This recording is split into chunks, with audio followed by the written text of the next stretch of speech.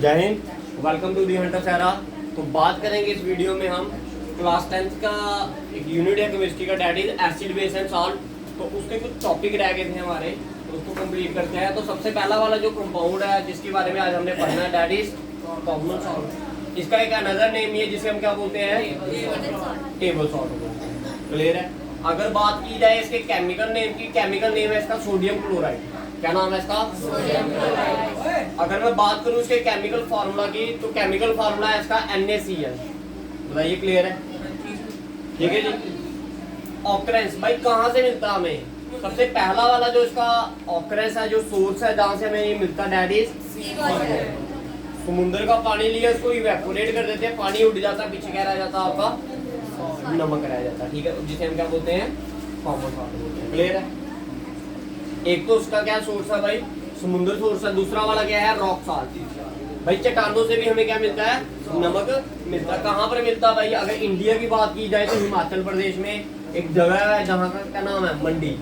ठीक है, उधर क्या है, मतलब चट्टाने एक किस्म की, पहाड़ है किसके, नमक के। वो उधर से तोड़कर फिर आगे क्या करते हैं, वो सप्लाई वगैरह करते हैं। देखा होगा आपने जानवरों वगैरह को भी क्या रखा होता है, वो नमक के छोटे छोटे टुकड़े रखे होते हैं उनके आगे, तो वो वही सॉल्ट उधर से आता है। जहाँ फिर अगर पंजाब अदर प्लेस की बात करेंगे तो डैट इज इन पाकिस्तानी से हम बोलते हैं खवेरा और पंजाब। क्लियर है। ये इसके क्या थे, ऑकरेंस। जहाँ फिर हमें इनलैंड लेक्स, जो लेक्स वगैरह है, उधर से भी हमें क्या मिलता है, सॉल्ट। ठीक है जी। तो एग्जांपल के तौर पे अगर लें तो सांबार लेक इन राजस्थान में जगह है जहाँ पर हमें मिलता है। क्लियर है। अब बात करते हैं इसकी प्रॉपर्टीज की। भाई इसकी वेशभूषा कैसे है, इसकी क्या क्या खासियत है। तो सबसे पहले इसकी खासियत अगर चेक करी जाए कि किसकी तरह वेशभूषा है इसकी, कलर और सॉल्ट, कलर और स्टेट। तो भाई अगर कलर की बात की जाए तो ये कलरलेस होता है। भाई क्या होता है, कलरलेस। और इसके कैसे होता है, कलरलेस क्रिस्टलीन सॉलिड्स होते हैं, छोटे छोटे छोटे छोटे पीसीस होते हैं। भाई वो तो छोटे छोटे हैं, हमें दिखते नहीं है, क्योंकि दिखते हैं आपको से, बट वो क्या होते हैं, बड़े साइज क्या होता है उनका, छोटा होता है। क्लियर है। बात करें इसकी सोलेबिलिटी की, भाई सोलेबल होता है या नहीं होता। पानी में क्या हो जाता है, आसानी से सॉल्युबल है। लेकिन इनऑर्गेनिक कंपाउंड जैसे आपका अल्कोहल हो गया, अल्कोहल में कभी भी आप क्या करोगे, अगर क्या करोगे, नमक मिक्स करने की कोशिश करोगे तो वो कभी भी नहीं होगा। क्लियर है। उसके बाद आता है एक और उसका property, that is hygroscopic nature.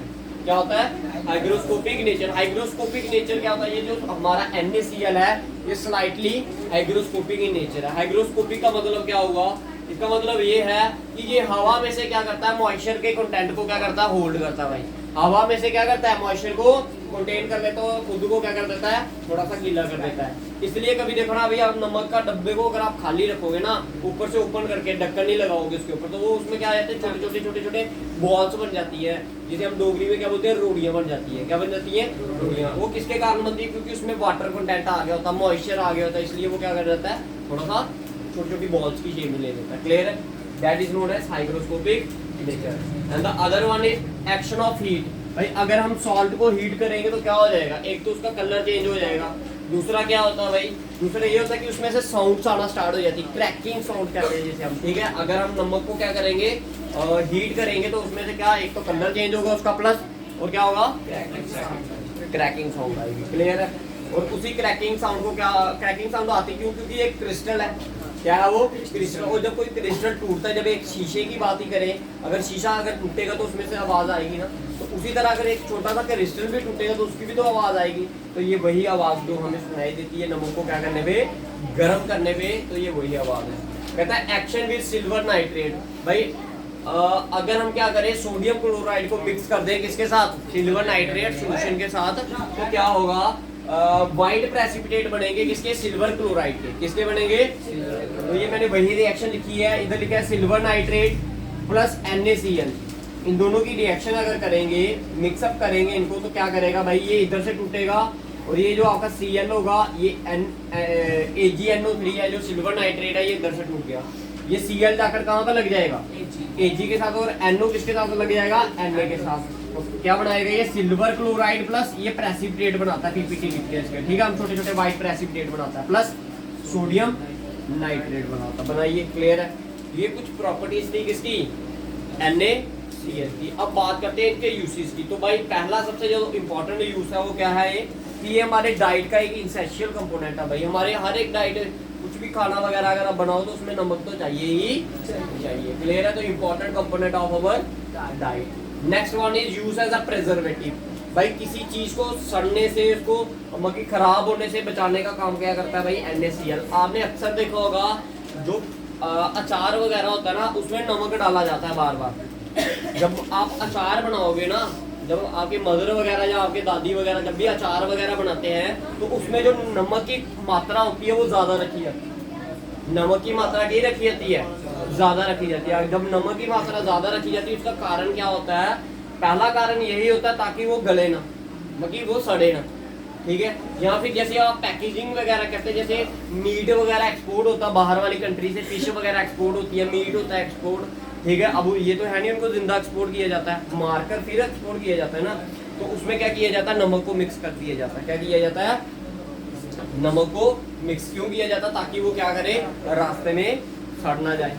ठीक है? उसमें से स्मेल ना आने लग पड़े। ठीक है? तो ये काम है। कहता है mixed with ice.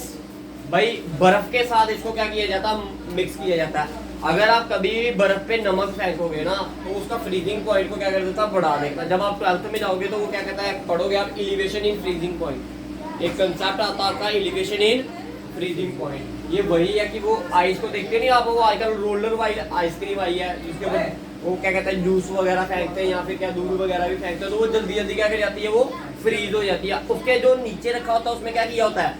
Ice plus उसमें क्या सॉल्ट क्या किया होता है? मिक्स किया होता है। क्लियर है? तो ये आ गया।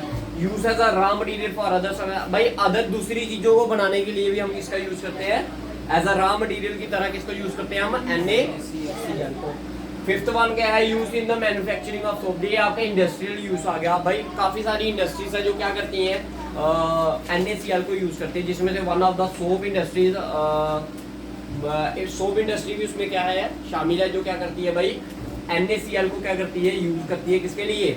सोप वगैरह बनाने के लिए। तो ये हमारा फर्स्ट कंपाउंड था किसका? एसिड बेस एंड सॉल्ट का। ठीक है? कॉमन सॉल्ट के बारे में ये कुछ प्रॉपर्टीज पढ़ी हमने, केमिकल फार्मूले वगैरह पढ़े, उसकी प्रॉपर्टीज पढ़ी, ऑकरेंस कैसी होती है और उसके यूसेज वगैरह पढ़ लीजिए।